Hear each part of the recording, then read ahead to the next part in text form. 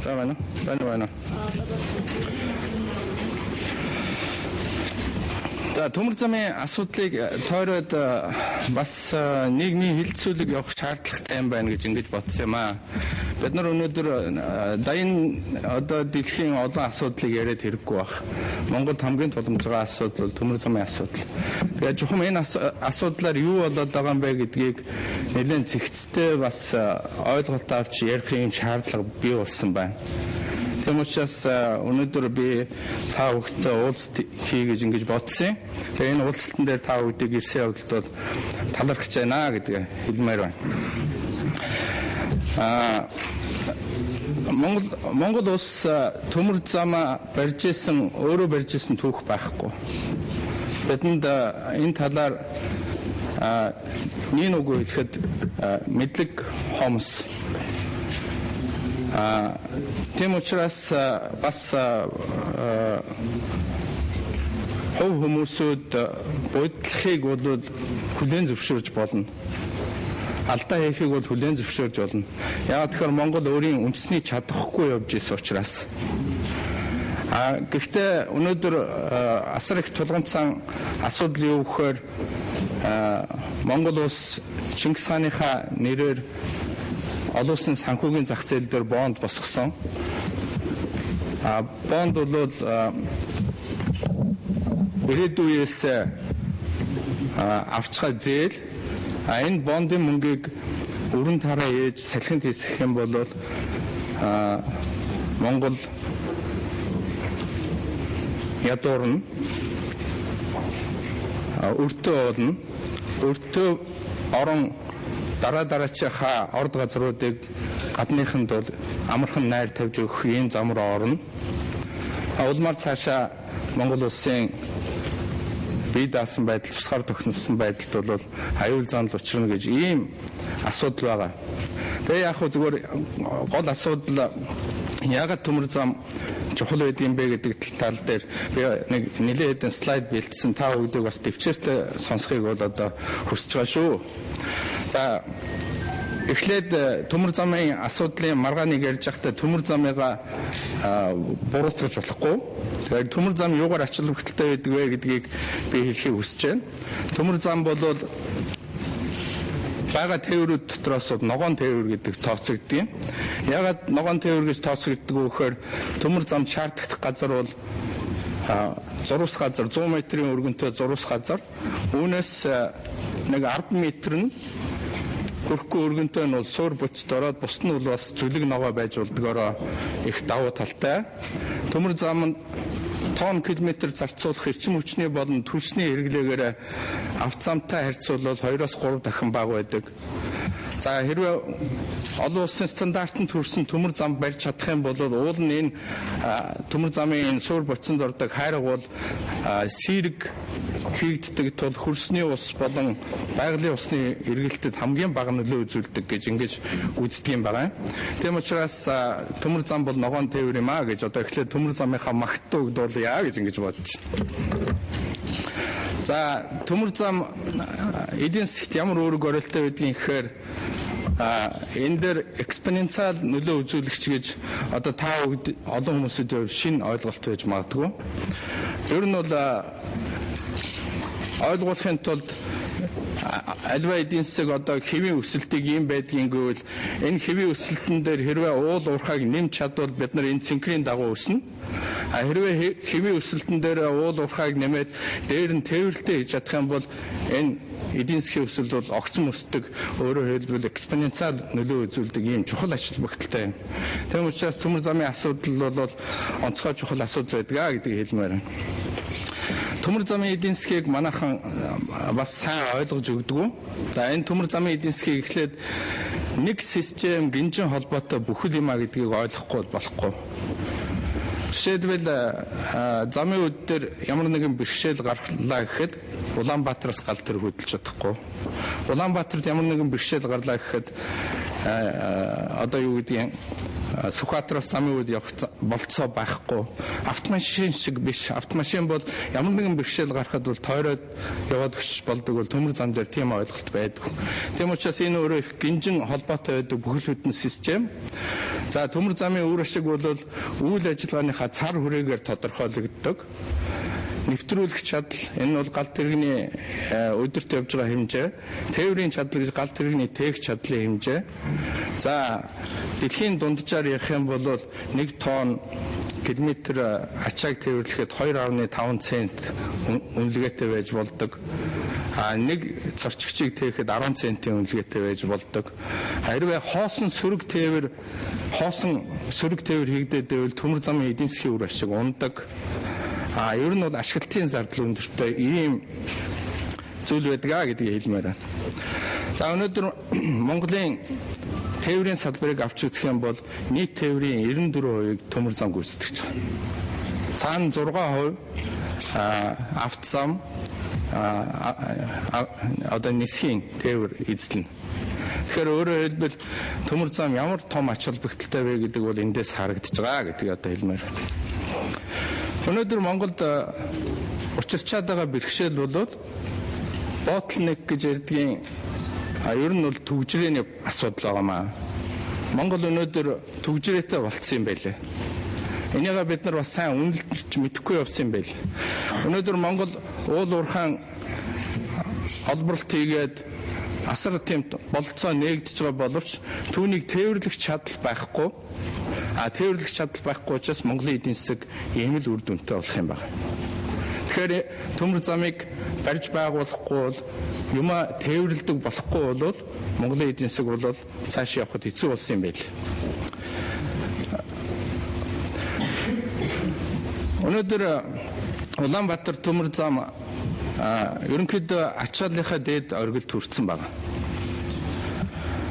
Улаанбаатар төмөр зам ачааллынхаа дээд оргилд хүрсэн учраас эндээс хөндлөнгөөс ямар ч үйлдвэр аж ахуйн газар, ямар ч том ордууд ашиглалтанд ороод хажуу талаас орц байхгүй. Хэрвээ эндээс ямар нэгэн тээвэрлэлт хийж энэ Улаанбаатар төмөр замын руу тээвэр хийх гэж оролдох юм бол бид нар өнөөдрийн хийж байгаа тээврүүдийнхаа нэг хэсгийг зогсооно, транзит тээврийг зогсооно, хасна, ийм л замаар явах юм байл. Тийм учраас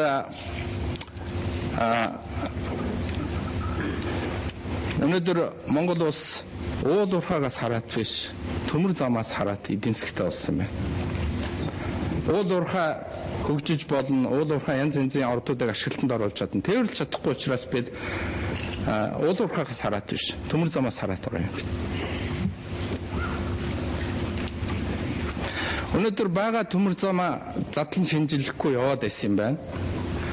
Өнөөдрийн Улаанбаатар төмөр замыг өөрийн байдлын тодорхойлох юм бол Оросын стандартаар 3 дугаар категорийн 3-4 дугаар классын төмөр замтай юм байна бид нар. Энэ бол дээд зэргийн хоцрогдолд орсон зам гэж хэлж байна. Яагаад энэ хоцрогдолд орсон бэ гэж хэлэх үндэслэл байгаа вэ гэхээр яагаад гэвэл манай төмөр замын 90 төмөр энэ R65 гэдэг нь энэ өнөөдөр орчин үеийн шаардлагыг хангана. Энэ төмөр зам манай нийт төмөр замын уртаа 20%-ийг л эзэлж байгаа. Энэ төмөр зам бетон дэрэн дээр байдаг. Бусад төмөр зам бол бүгд модон дэрэн дээр байгаа. Энэ төмөр зам дээр хурд авах ямар ч болцоо байхгүй. Өнөөдөр Монголын төмөр зам дээр галт тэрэг дунджаар 37 км/цагийн уртаа явдаг. Мүлхэж явдаг гэсэн үг. Энээс хурд нь явна гэвэл гадсан сугарж магадгүй. Энээс хурд нь явна гэвэл одоо энэ хуучин тавьсан төмөр замын 90 төмрүүд ачаалаад авахгүй гэж мэд аюул байгаа. Тэгэхээр энэ дээд зэргийн хоцрогдсон зам байна гэдгийг хамгийн түрүүнд ойлгох хэрэгтэй. Өнөөдөр Улаанбаатар төмөр замын хэмжээнд олон одоо гүүр хоолой бетон одоо байгууламжууд байдаг. Энэ бетон байгууламжуудын одоо өнгөцхөн судалгаа хийхэд 210 дээр нь одоо том гэмтлүүдтэй. Тэрнээс гадна одоо Улаанбаатарын ойролцоо байгаа энэ төмөр замын гүүр, туул, хараагуул дээр байгаа төмөр замын том гүүрүүд бол насжилтанд дуусч байгаа. Энэ бол их том аюул ирж явааг одоо хэлж байгаа юм аа. Тэгэхээр төмөр замынхаа байдлыг зөв үнэлэх үүднээс энд үнэлгээ өгсөн. Би юу гэж хэлж байгаа вэхээр төмөр зам техникийн үнэлгээ бол бид нар сүрлийн одоо үнэлгээ 100% байна л гэж хэлж байгаа. Ялангуяа бид нар бусад орн шиг ингэж төмөр замын бүтэн сүлжээтэй орн биш. Монгол бол ганцхан төмөр замтай. Харин төмөр замыг орлуулах тээвэр байхгүй. Төмөр зам дээр томоохон хэмжээний сүрэл гарахад бол энэ бол төмөр замын сүрэл биш, Монголын эдийн засгийн сүрэл байна. Ийм аюултай хэмжээнд байгаамаа гэдгийг хэлэх гээд. Энэ асуудалтай ерөөсөө анхаарал хандуулаагүй ирсэн юм байл. Тэгээ энэ асуудалд анхаарал хандуулах гэж би холбогдох одоо дарга нарт бол бүгдэнд нь энэ танилцуулгыг хийжсэн. Өнөөдрийн хүртэл яригдж байгаа асуудал бол жижигхэн хөтөлбөр програмууд зөвхөн ажиллах чадвараа л дэмжсэн ийм л юм байлээ. Тэгэхээр цар хүрээтэй өөрчлөлт хэрэгтэй байна. Өөрчлөлт хийхгүй бол хийж чадвал эдийн засаг өсөлт хийн. Хийж чадахгүй бол бид нар магадгүй технологийн сүрэл рүү очих ийм ноцтой юм байгаа байдал байна гэдгийг танилцуулж байгаа юм би. Тэгэхээр энэ төмөр зам дээр байгаа асуудлууд бол үндэсний аюулгүй байдлын ноцтой хөндөж байгаа энэ том асуудал болсон байна. Үнэхээр төмөр замын бодлого гэж Монгол төр бодлого барих юм бол эхлээд байгаа замаа эхлээд сайжруулахгүй болохгүй болсон байна. Өнөөдөр энэ байгаа замыг чинь тойроод Монгол улсын эдийн засгийн хүчин чадлыг 90% төвлөрсөн байна. Энэ зам анхаарал хандуулах бол нэгдүгээр асуудал. За хоёрдугаар асуудал нь бол шинэ төмөр зам гэж яриад байгаа. Үүний хэрэг дээрээ 5 толгой ордыг ашиглахтай холбоотой үйлдвэрлэл технологийн зам юм. Энэгээр зорчигч яваад ах тухай асуудал байхгүй. Бид нар төмөр замыг мөрөөдөлт их гоё мөрөөддөг. Гэтэл өнөөдөр тэр шинэ төмөр зам гэж хэлэх гээд байгаа зам нь бол зөвхөн нүүрс тээвэрлэх зорилттой технологийн зам байгаа байхгүй. За энэ дээр бас байр суурьуудыг цааш нь хэлнэ. Тэгэхээр хэрвээ үндэсний эрх ашгаа хамгаалах хэрэгтэй байна. Үндэсний эрх ашгаа хамгаалах бодлогоо эренблэх хэрэгтэй байна. Бодлогоо эренблэхийн тулд ийм эрең байх хэрэгтэй байна гэж хэлж байгаа. Нэгдүгээр засгийн газрын тэргүүлэгч үйл бол зам харилцаагаа хөгжүүлэх юм байна. Төмөр замаа хөгжүүлэх юм байна. Уул уурхай гэж яриад бид нар цаашаа явахгүй юм байдалд орсон байна. Хоёрдугаарт бид нар төмөр замаар хаа хүрэх гээд байгаа юм бэ гэхээр далаад гарцгүй учраас далайн бомбт дээр очиж олон зах зээлээ одоо дэлхийн зах зээлд өөрийнхөө юмыг нийлүүлэх гээд байна шүү дээ.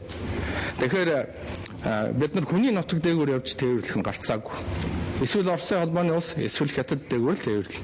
Тэгэхээр Оросын холбооны улстай транзит болон төмөр замын талаар хамтран ажиллах гэрээ хэлцээр хиймээр байна. Хятад улстай транзит болон төмөр замын талаар хамтран ажиллах гэрээ хэлцээр хиймээр байна. Бус нутгийн зам харилцааны интеграцид оролцох юм гадаад бодлого явуулмаар байна. Улаанбаатар төмөр замынхаа энэ төмөр замын шинжлэх ажлыг хиймээр байна. Үйлдвэр технологийнхоо замыг зөв чиглэлээс нь эхэлж хэрэгжүүлмээр байна гэж ийм л юмыг яриад байгаа. Тэгэхээр үйлдвэр технологийн зам тойроод сүүлийн үед маргаан болж байгаа. Ялангуяа бондын хөрөнгийг зөв буруу ашиглахтай холбоотойгоор. Тэгэхээр үйлдвэр технологийн зам гэж олон оронд байдаг.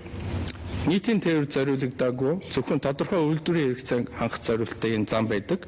За энэ төмөр замыгаа үйлдвэрийн ч гэж нэрлэн, уур хаанч гэж нэрлэн, нүүрс нээч гэж хэлэн, цэргийнч гэж нэрлэдэг олон орнуудын туршлага байгаа. Би манайхан Монголд бид нар дотроо юу гэж ойлгож явах хэрэгтэй вэхээр үйлдвэр технологийн зам гэж байя. Тэгэхгүй төмөр зам гэж ерөнхийдж ойлгоод ахаар бодлоод буруутаад байна гэдэг юм би хэлсэн байна. Үйлдвэр технологийн төмөр замд тавигдах шаардлага юу гэхээр тээвэрлэх чадал өндөр байх ёстой. Тэрнээс гадна олборлтын болоод хүлээн авахчийн технологи дотор орсон байх ёстой. 5 толгой жишээлбэл олборлт хийдэг юм ахэд олборлт хийгээд хажуу тийш нь тавьчаад тэгээд тэрнээс төмөр зам teen гэвэл тэрэн шиг одоо буруу юм байж болохгүй. 5 толгой олборлж явахдаа төмөр зам дээр очиж явах ёстой. Нөгөө атсан төмөр замд атсан нүүрс хэрэглэгчтэй очиж явахдаа шууд технологид нь бас орж явах хэрэгтэй. Ингэж чадвал төмөр зам үр ашигтай үр дүнгээ өгдөг гэдгийг хэлмээр байна. За цариг гэдэг асуудал тойроод бас маргалж байгаа. Энд би дэлхийн төмөр замын царигийн асуудал орон орноор ямар байгаа вэ гэдгийг хэлж байгаа. Цариг бол олон байдаг. Маш олон цариг байдаг. Тэр олон цариг дотроос 70-ад онд төмөр замын олон улсын байгууллага олон улсын стандарт цариг гэж 1435 үеийн 79 шиг 1435 мм-ийн замыг олон улсын стандарт цариг гэж батлаад энэ рүү дэлхийн бүх улс орнууд шилж хөдөлгөөн хийж байгаа. Тэр үед зөвлөлт холбоот ус 70-ад онд одоогийн Орос орн юу гэж байсан бэ гэхээр энэ дэлхийн улс орнууд ч бүгд 1435 мм гэж стандарт зам руу шилжээд эхэллээ. Бид нар ч гэсэн бас нэг хүнд ойлгох тийм стандарттай болъё гэдэг 1520 гэж стандартыг хүний толгойд бас цээжлэхэд амархан гэж тэгэлж оруулсан. Үүний хэрэг дээр Монголын төмөр зам одоо нарийн ярих юм бол Монголын төмөр замын тэр 90-с хоорондын өргөн бол 1523. 3 мм дээр тэр дугуй бол нэг ач холбогдолгүй байдаг байхгүй юу? Гэхдээ тэр зөрүүг юу гэж хэлдэг вэ гэхээр нэг цаасны зөрүүл гэж хэлдэг. Нэг цаасны хэмжээтэй зөрүү.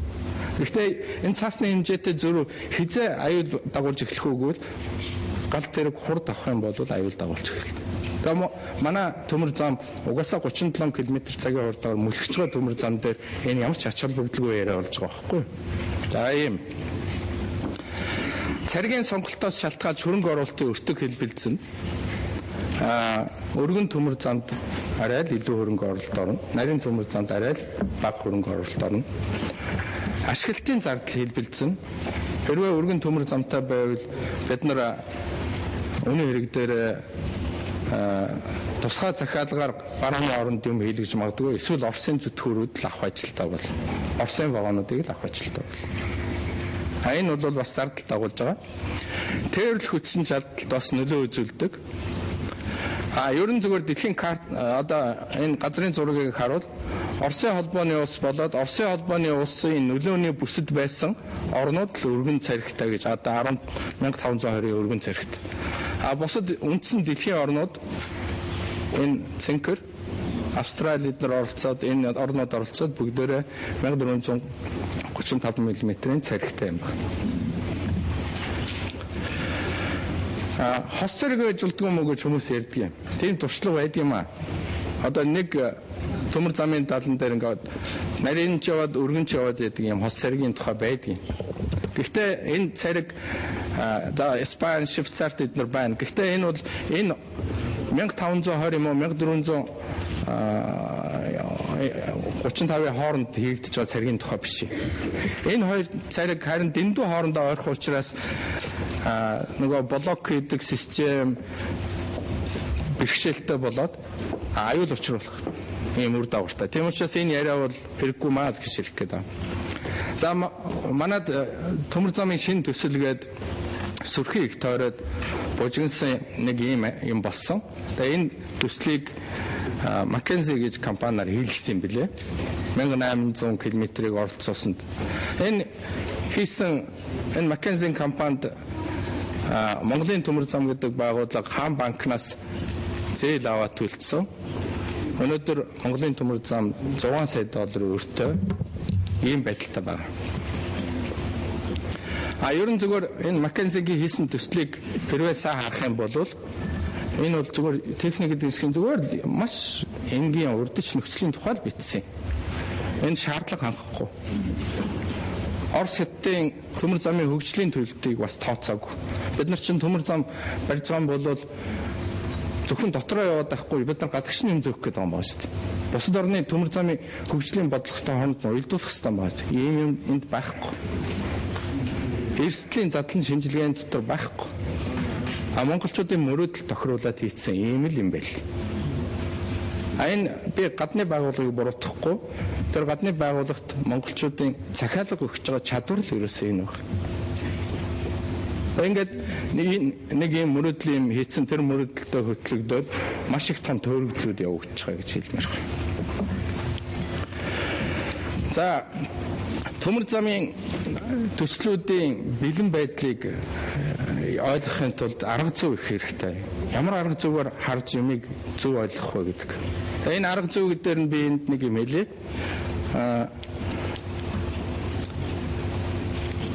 Ерөн зөвөр альва том төсөл санаачлаг гараад урьдчилсан техник эдийн засгийн үндэслэлийг гараад за зөв юм байна гэж шийдвэр гартлаа бол 1.5-аас 2 жил шаардлагдан. Хэрвээ үнэхээр анхаарал хандуулж чадж байгаа бол дараа нь техник эдийн засгийн үндэслэл хийгээд эхний төсөөлөл зураг хийгдээд хөрөнгө оруулагчтайгаа яриад тэгээд энэ төслийн бэлтгэл ажил энэ 2 дугаар үе шат дуустдаг. 3 дахь том үе шат нь ажлын зураг хийгээд барилгын ажлын ханган нийлүүлэлтийг бэлтгээд барилгын ажлаа хийгээд улсын комист өгдөг. Улсын комист өгчөөд тэгээд ажиллагааны явцад ашиглалт хийгээд дахин өөрчлөх үү гэдэг ийм бүхэл бүтэн мега төсөл гэдэг бол том төслүүд бол өөрийн гэсэн амьдралын циклтэй байдаг. Тэгэхээр энэ амьдралын цикл дээр хэрвээ төмөр замын төслүүдийг эргэж харах юм бол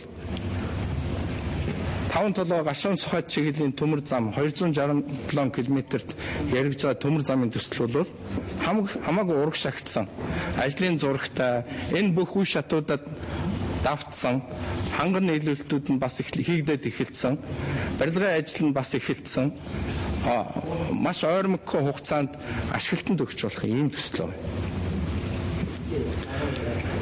5 толгой сайншин чиглэлийн төмөр зам бол өөрөө 500 км-ийн урттай.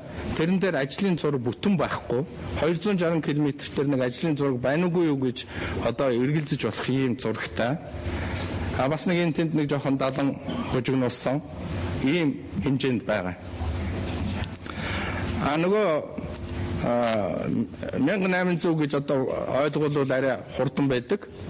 5 толгой сайн чиглэл, чойбсон чиглэлийн төмөр замын өнөөдрийн байдал бол ерөөсөө урьдчилсан техник эдийн засгийн үндэслэлийн хэмжээнд өөр өчнөө олон асуудал нь эргэлзээтэй байгаа юм байна байхгүй. Тэгэхээр асуудал нь юу гэхээр энэ төслүүдийг судалгаануудын хийгээд урагшлуулах хэрэгтэй.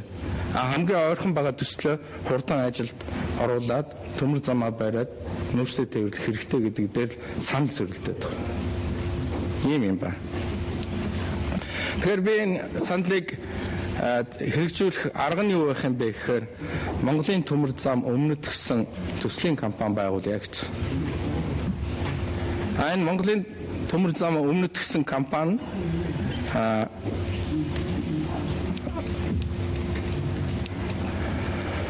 зорилго нь юу гэхээр 5 толгой гашуун сухай чиглэлд төмөр зам барих ашиглалтад өгөх оператор компаниар ажиллах гэж ингэж л хэлж байгаа.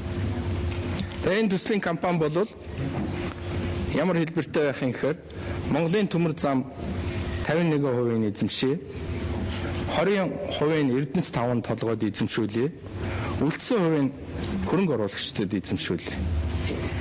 Өөр бусад хөрөнгө оруулагчдад. Ямар ч байсан 71% төрийн өмч давмгайлсан компани энд төмөр замаа бариад ашиглалтанд оруулах хэрэгтэй юм гэсэн ийм саналыг би тавьж байгаа. Энэ 5 толгой гашуун сухай чиглэлийн төмөр зам бол 775 сая долларын хөрөнгө оруулалт шаардж байгаа. Төслийн өнөөгийн үнц нь бол 146.5 NPV гэж ярьдаг. Энэ юу гэж байгаа юм гэхээр net present value гэж. Ер нь альва төслийг санхүүжих олон улсын банк санхүүгийн байгууллагаар санхүүжих болцоотой юу гэдэг ганцхан үзүүлэлтийг уул нь шаарддаг болчих хэрэгтэй. Бүх орн мэддэг энийг. Энэ бол net present value. Тэр net present value гэдэг нь хэрвээ мөнгөтэй хүн суужгаад би өөрийнхөө мөнгийг энэ төсөлд хийвэл ашигтай юу? Би эсвэл энэ өөрийнхөө мөнгийг аль нэг бонд худалдаад аваад сууж ивэл ашигтай юу гэдгийг шийдвэрлэдэг асуудал байхгүй юу? Тэгэхээр энэ олон улсын аргачлалаар бодцсон нэр хүндтэй санхүүгийн компаниуд нь хийгээд өгөхдөө энэ төсөл ашигтай яаж ч гэсэн өөрийнхөө санхүүжилтийг босгох болцоотой гэдэг тоог нь гаргаад өгсөн юм байна.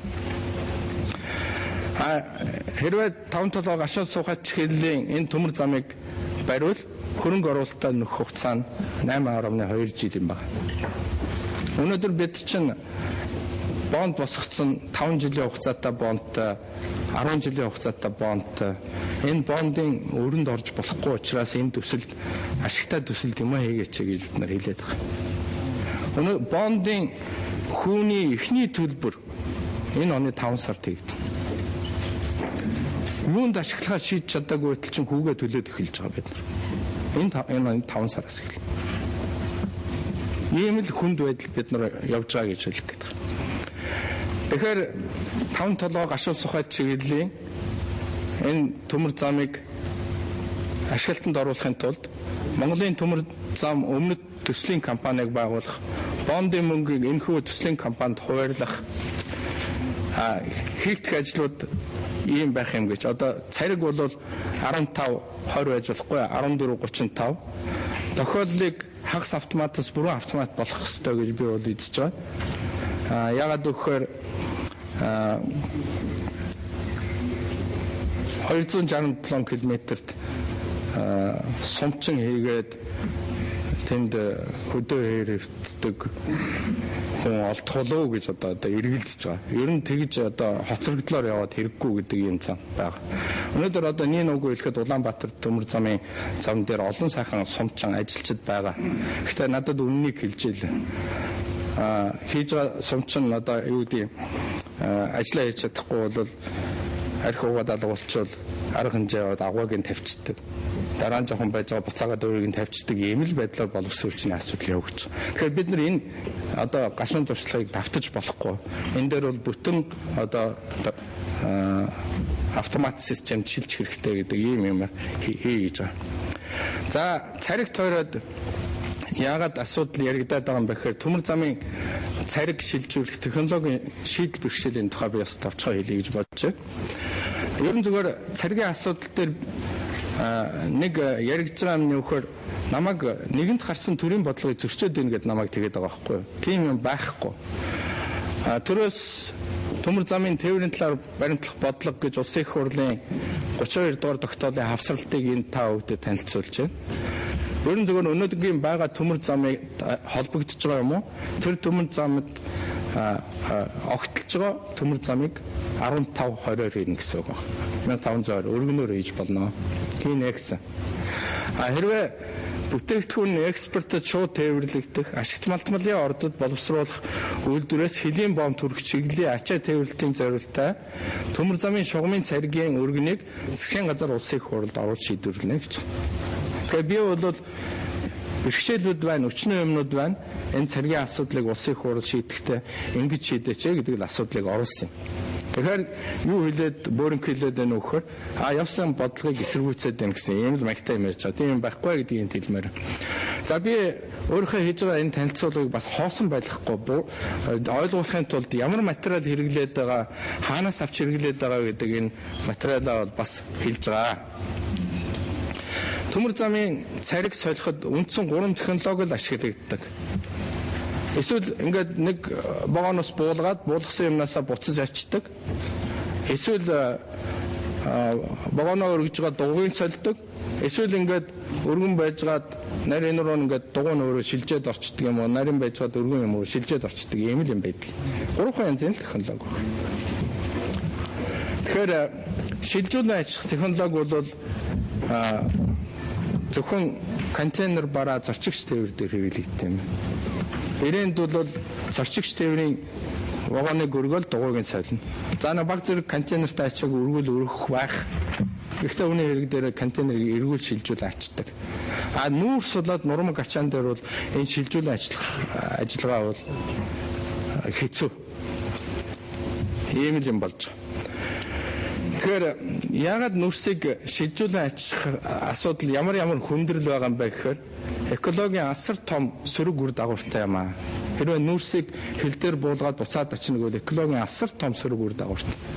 Ямар үр дагавартай юм гэхээр нүүрс гэдэг байна шүү дээ. Нүүрс бол тоосрох чанар бол асар өндөр. Тэр тоосрох чанараараа бол цемент 3 литртэй адилхан юм бэл. Нүүрс ийм айхтар тоосрдог чанартай. Тэгэхээр зүгээр нэг тоос биш. Энэ тоосонцор нь бол химийн бусад элементтэй урвалд ордог. Ийм чадвартай учраас онцгой хөнөөлтөй тоос байдаг. Донбасс, Кузбасс гэд одоо Орос Украины томоохон нүүрсний бүс нутагт бол наслалт, үр зулбалт, өвчлөл, нас баралт бол тухайн одоо эргэн тойрон байгаа үзүүлэлтээс 2 дахин их байдаг. Тэгээ бид нар ийм экологийн сүрэл рүү явах уугүй юу гэж асуудлыг би тавиад байгаа байхгүй юу? Ийм юм руу явах гээд байна уу гэж. 20 сая тонн нүүрсийг ачиж болгоход 2.5% нь манарна гэж одоо тооцож байгаа. Угаасаа төмөр зам дээр тээвэрлэхэд нөгөө тоосрох чанар өндөртэй учраас 500 км төмөр замаар нүүрс тээвэрлэхэд 1.5% нь салхинд тоос болж манардаг. Бид нар энийг тэнд төмөр замаар тээвэрлэх гэж тэнд буулгаад божигнуулах гэж байгаа байхгүй юу? Тэгэхэд бол үлэмж их хэмжээгээр тоосонцор нэмэгдэнэ. Энэ өөрөө маш аюултай. Экологийн сүрэлд байгаа. Хүн мал хордно. Тэгэхээр би энэ сонголт биднийг гарцаагүй бас байдал руу дүрхээд байгаа гэдгийг хэлэх гээд. За буулгадığımаа гэхэд тогтмол буулгаад тэрийн нөгөө тал нь тогтмол аваад ээж бас чадахгүй бэрхшээлүүд үүснэ. Нүүрсний овоолго үүснэ. Тэр нүүрсний овоолго өөр агаарт эсэлдэж өөр шатах аюултай. Энийг шийдэх технологийн асуудлууд асар их бэрхшээлтэй. Өвөл цагт барьцалтай хөлдөнө. Хэрвээ нүүрс 5% чиглэг илүү байгаа бол нүүрс буулгахын аргагүй хоорондоо барьцалдаж хөлддөг. Манай 5 толгой нүүрсийг Японууд өөрлөгөө тээвэрлж үтсэн байл. 20,000 тонноор хэд хэдэн удаа Япон өөрлөгөө тээвэрлж үтсэж болж гэнэ үгүй юу гэж. 5,000 км зам туулахдаа ихэнх нь нилээд нь тоос болоод ицсэн байна.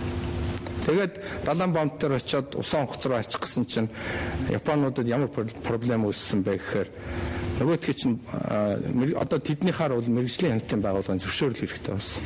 Яагаад тэгэхээр асар их тоос бужигнах гэж байгаа учраас. Байгаль хамгааллын зөвшөөрлүүд тэгж бэрхшээл үүсчихсэн. Дээр нь өвөл тээвэрлсэн юм билээ 1 сард. Угаасан нүүрс барьцалтцсан. Тэгээд Японууд энэ талаар нэлээд нарийн судалгаа хийж ажиллахгүй бол танай ямиг бас тийм шууд тээвэрлээд авчихд бол зовлонтой байна гэдэг энэ бэрхшээлүүдийг надад бас танилцуулсан байна. Асуудлын гол нь ингээд ачиж буулгах явцад нүүрсний техникийн чанарууд мууддаг.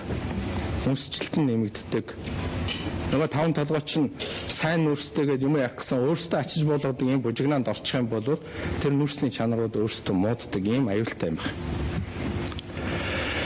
За дугуй солих технологи бол өртөг өндөр транзит тээврийн хугацааг алдуулдаг. За ингээд олон шалтгаанууд байна. Гэхдээ энэ олон шалтгаан дотроос нүүрсийг тээвэрлэхэд дугуй солих юмш болцсон байхгүй. Тус бүр нь 90 тонн байх 108 вагонтой нэг удаагийнхаа галт хэрэгээр 10,000 тонн нүүрс тээвэрлэх гэж бид нар бодоод байгаа. Төсөл нь тэгж бодсон юм. Энийг өргөдөг одоо данхраад гэдэг юм уу тийм байхгүй. Тэгэхэд байхгүй. Тэгэхэд ийм урт юмыг өргөдөг.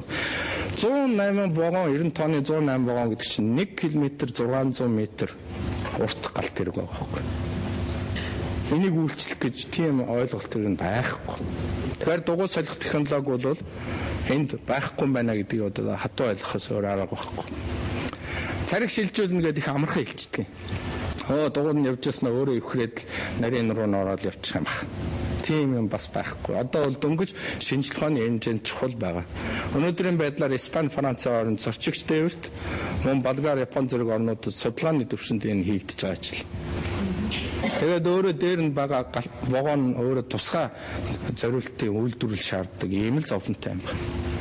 Тийм учраас би өргөн нарийн тухай ярихдаа эдийн засагч хүний тухай яриаггүй. Би инженер хүний юм ил ярьж байна. Энэ болцоогүй байна шүү. Эн чинь экологийн аюул сүрэл дагуулах гэдэг шүү. Ер нь ямар утга байна гэдэг ийм асуудлыг хүнд тавьсан.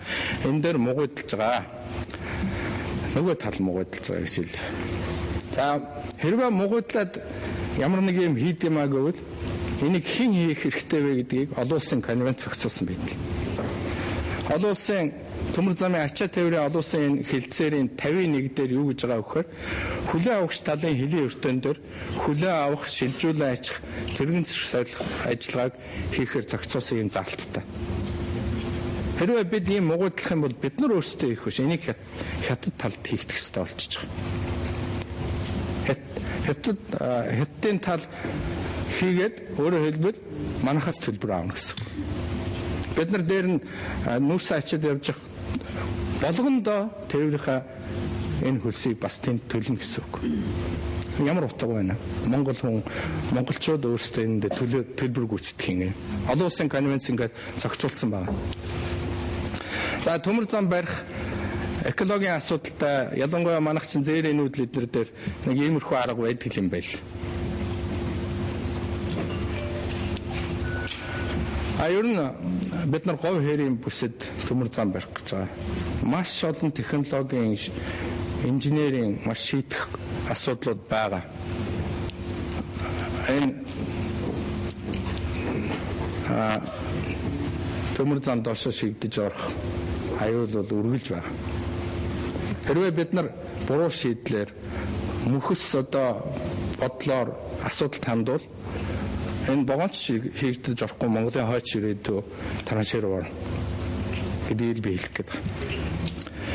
За зам тээврийн яам юу санал болгоод байгаа гэдгийг би энэ зураг дээр хэлье. Зам тээврийн яам бондоос $400 сая авах юм гээд байна. Тэгээ энэ тэнд далан барих юм гээд байна. Энэ далангийнх нь өөрсдийнх нь төлөвлөсөн зураг нь энэ улаанаар хийсэн. 2013 онд баригдах. 5 толгоос урш 50 км далан, 5 толгоос сайн шин чигэд 20 км, сайн шиндаас нааш 50 км, цааш 20 км, Чорлсонгоос хэдж байна 20 км гэдэг ингээ энэ тэнд зүгээр л далан барих тухай шүү дээ. Инженерийн мэдлэг байхгүй, төмөр замын ойлголт байхгүй улсуудын л яриа.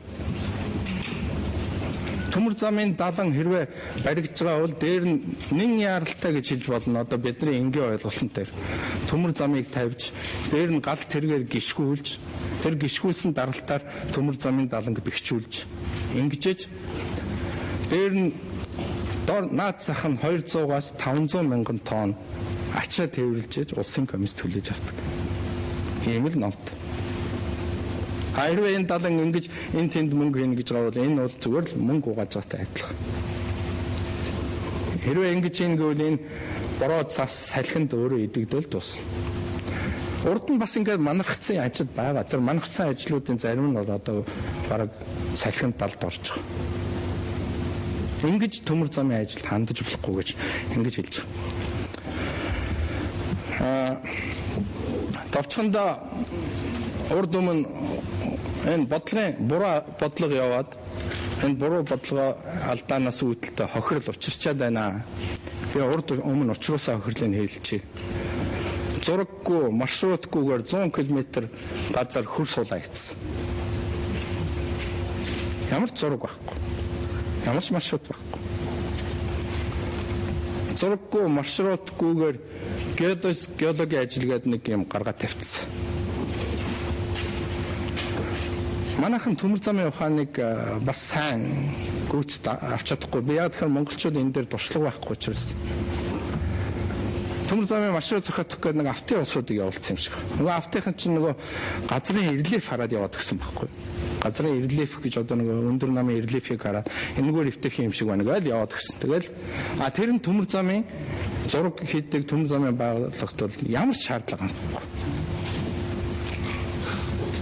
Төмөр зам хизээ үр ашигтай байдаг бол төмөр зам ялангуяа энэ том ачааны төмөр зам бол аль болох шулуун уул тааралдуул нүхлэн уул тааралдуул сэтэлнэ ингэж ашигтай байдаг. Яагаад энэ төмөр зам чинь уул нүхлээд явдгийг яагаад сэтлээд явдгийг гэдэг чинь цаана учиртай. Түүнээс засмал зам барьж байгаа юмсыг ингээд яваад гэх юм бол энэ төмөр зам биш. Үр ашигтай биш.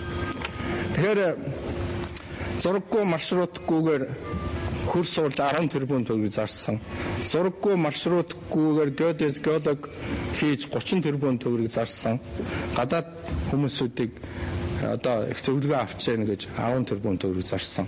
Ийм л байдалтай байна. Энэ хэний харманаас гарсан гэдэг бол чухал биш. Өнөөдөр Монголын 30-аад компаниг ийм байдал хүнд байдалд оруулаад эх орон сэтгэлийн хөөрөгдөж байгаа бах юм божигнолцсон. Тэгээ одоо тэрнийхээ мөнгийг улс нь төлөх үү, тэд нар хохирох уу, ямар ч байсан Монгол очроосоо хохирол юм байна. Одоо өөрсдийнх нь цааш нь хилээд байгаа бодлого бол энэ байдлаар үргэлжлэх юм бол ахаад 400 сая долларыг энэ дээр бүрэн тараа хийх нэ. Энийг хийлэхгүй гэж би хэлээд байгаа. Энийг хийлэхгүй гэж олон дахин маргалж. Засгийн газар дээр би за 3-4 удаа энэтэй эсэргүүцэж ярьсан. Тэгээ үр дүн нь одоо ийм болчиход байгаамаа. Энэ төмөр замын асуудал бол Монголын хувь заяаны цаашдын асуудал учраас би дугаа хийж чадахгүй. Энэ тухай ярина. Энэ дээр энэ яамнаас оруулсан санхүүгийн одоо төлөвлөгөө нь ямар байгууллагуудад мөнгө төлөх гээд байгаа, хааш нь гадны улсад мөнгө төлөх гээд байгаа гэсэн 400 сая долларыг төлөвлөсөн юм байна. Энийг хийлэхгүй. Ингэж Монголыг авч явахгүй гэдэг дээр энэ хатуу байгаамаа гэдэг хэлж байгаа. Тийм учраас үндэсний эрх ашигт нийцэхгүй алдаатай баримтал Монгол төрийн бодлого болох учиргүй маа гэж одоо би энэ презентацийг дуусгаж байна. За баярлалаа. За тэгээд юу вэ? Асуултанд хариулъя. Гол одоо нэг асуулт байна. За. Одоо яг ийм эрсдэл прайсер байдаг. Цаад одоо ансаг сайд яагаад ийм эрсдэл тодорхой юм болов уу? Миний цаанаас ямар ашиглан хандсан байгаа юм. Одоо би хардлага сэрдлэг яриад